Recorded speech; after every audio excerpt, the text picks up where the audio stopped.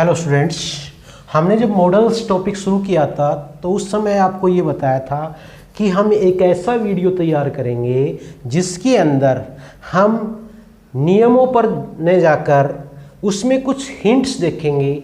उन हिंट्स के अकॉर्डिंग हम उसमें ये अंदाज़ा लगा सकते हैं, आइडिया लगा सकते हैं कि इसमें इस मॉडल का प्रयोग होना चाहिए। तो वो कौन से महत्वपूर्ण पॉइंट्स हैं, ऐसे कौन से इंपॉर्टेंट पॉइंट्स हैं जिनके आधार पे हम ये आइडिया लगा सकें कि इसमें किस मॉडल का प्रयोग होगा। तो आज हम देखते हैं मॉडल्स। तो सबसे पहले हम करते हैं भाई विल के लिए कौन सी बात है जो किसी सेंटेंस के अंदर आए तो हम वहाँ पर विल का प्रयोग करें।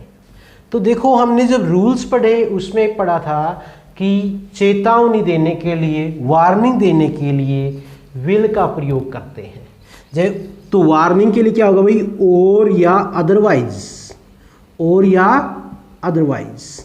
यदि सेंटेंस के अंदर और या अदरवाइज आ रहा है तो ऐसे सेंटेंसेस के अंदर ज़्यादातर विल का प्रयोग होगा।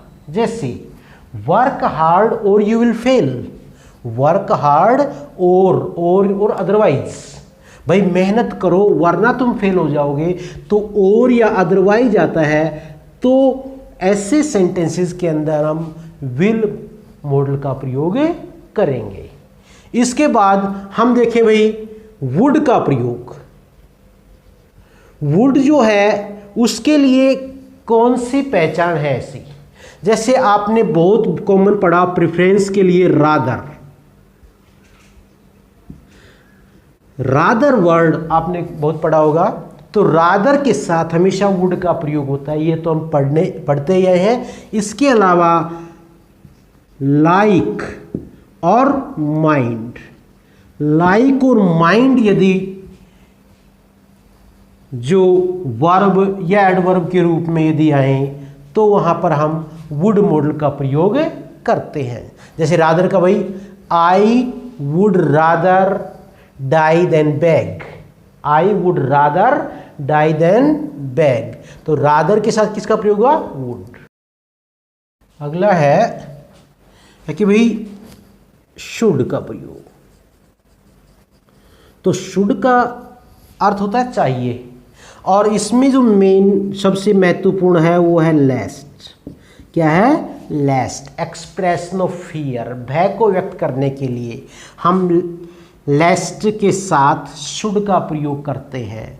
जैसे walk carefully लेस्ट you should fall, सावधानी पूर्वक चलो कहीं ऐसा न हो तुम फेल हो जाओ। इसके अलावा जैसे ड्यूटी को एक्सप्रेस करने के लिए, जिसमें हम कोई व्यक्ति हमें हमारी कर्तव्य के बारे में बता रहा है या हमें कोई सलाह दे रहा है, ड्यूटी एडवाइस के लिए भी हम शुड का प्रयोग करते हैं। इसके बाद में अगला जो मॉडल है वो है कैन। तो कैन का प्रयोग है, इसमें भाई एबिलिटी या कैपेसिटी को एक्सप्रेस करने के लिए मेनली सकता है, सकते हैं, इस तरह होता है। और इसमें अलग से कोई पहचान न होकर केवल एक जो हमारे सामने आती है वो है कि भाई कोई भी adjective show plus adjective plus that, show plus adjective plus that, यदि इस तरह का होता है तो उसमें हम, और वो आगे किस में होना चाहिए, प्रेजेंट टेंस में। किस में होना चाहिए, प्रेजेंट टेंस में। यदि वो प्रेजेंट में है, जैसे इट इज सो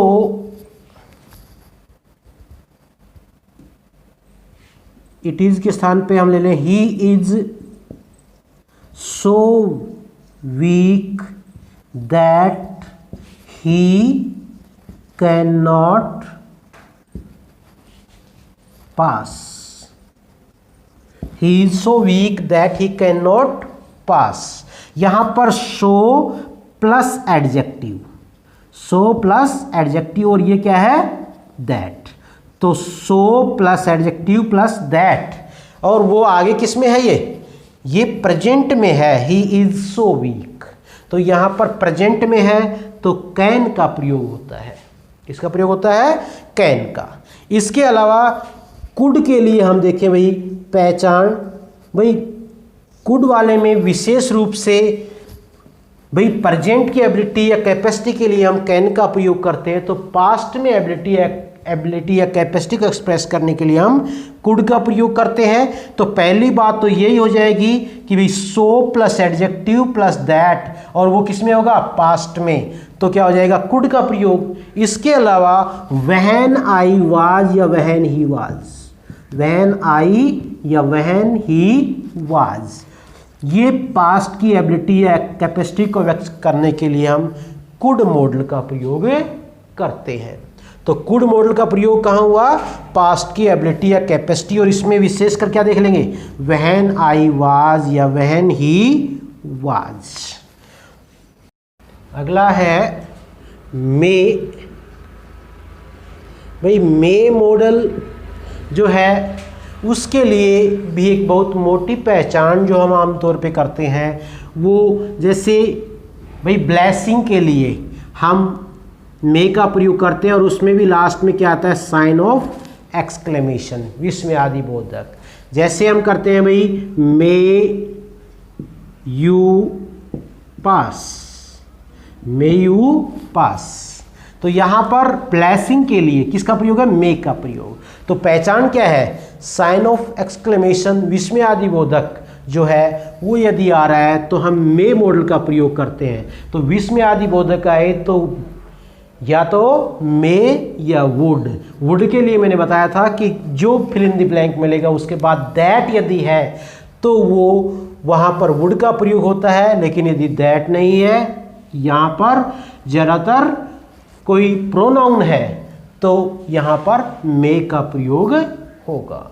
इसके अलावा दूसरा जो मैंने इसमें जब नियम बताए थे उस समय ये बताया था कि पर्पज़ को एक्सप्रेस करने के लिए हम मे का प्रयोग करते हैं। तो उसमें क्या था कि सो दैट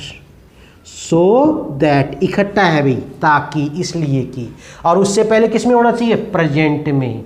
जैसे we eat so that we may live, we eat so that we may live. यहाँ पर ये भी जरूरी है कि यहाँ पर प्रेजेंट में होना जरूरी है। ये जो टेंस है यानी कि मे जो मॉडल है वो प्रेजेंट में प्रयोग होता है। तो मे के लिए यहाँ पर यानी कि ये प्रेजेंट में है, सो दैट आ रहा है पर्पज को एक्सप्रेस करने के लिए, तो हम यहाँ पर मे मॉडल का प्रयोग करेंगे। इसके बाद में अगला है भाई माइट। भाई अब हम करते हैं भाई मे के पास्ट में किसका प्रयोग होता है? माइट का। तो जैसे हम जब मे वाले जो भी सेंटेंसेस हैं, ऑप्टेटिव सेंटेंसेस जिनको हम बोलते हैं, उनको जब डायरेक्ट से इनडायरेक्ट में बदलते हैं तो हम वहाँ पर विश्ड दैट या प्रेड दैट करते हैं। तो इसका मतलब यदि वाक्य के अंदर विश्ड दैट या प्रेड दैट, यदि इनके बाद में हम कि भी wished that prayed that indirect form हुई, तो इसके बाद में हम माइट मॉडल का प्रयोग करेंगे। इसके अलावा जैसे भाई सो दैट हमने मे में किया था, इसी प्रकार यदि ये पास्ट में है सो दैट वाला, जैसे he walked fast so that he might catch the bus. यहां पर देखो शो दैट आ रहा है, तो यहां पर प्रेजेंट में था, ये किस में था? प्रेजेंट में, और ये किस में है भाई? पास्ट में है। तो सो दैट वाले वाक्यों के अंदर यदि वो प्रेजेंट में है तो मे, और पास्ट में है तो माइट मॉडल का प्रयोग करते हैं। इसके अलावा हम देखें कि भाई मस्ट है, मस्ट, और मस्ट का हमने पढ़ा कि बहुत जरूरी है। तो इसमें कुछ ऐसे एडवर्ब्स वगैरह होती हैं कई बार जो इंडिकेट करती हैं कि ये काम जरूरी है। जैसे कई बार आ जाता है एट वंस, इमीडिएटली,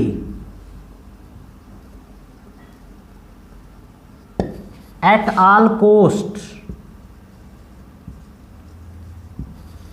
ठीक, तो इस तरह का, या अंडर ऑल सर्कमस्टांसेस,